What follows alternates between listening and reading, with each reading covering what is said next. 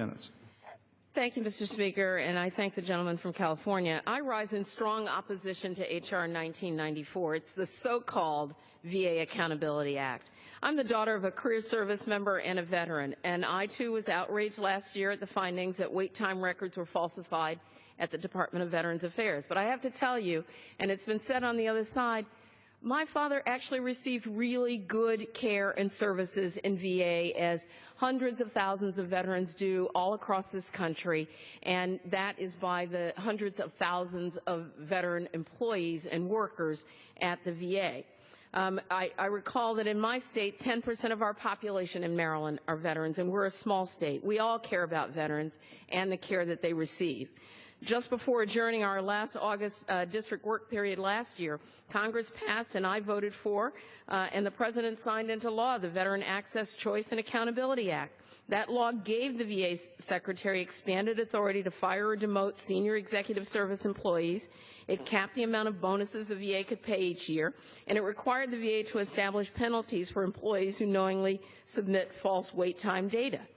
Well, enough already. Almost 1 year later, House Republicans are not only here skipping town early with a whole bunch of unfinished business, they're spending the last day of the session on an ideological bill that's aimed to disparage federal employees. All employees, including federal employees, must be held to the highest standards for their quality of work and their behavior. There are mechanisms that are in place to enforce those standards for all federal employees, including those at the Veterans Administration. The main provision of the bill would single out non-management VA employees, including over 100,000 veterans in the workforce, to be fired or demoted without due process.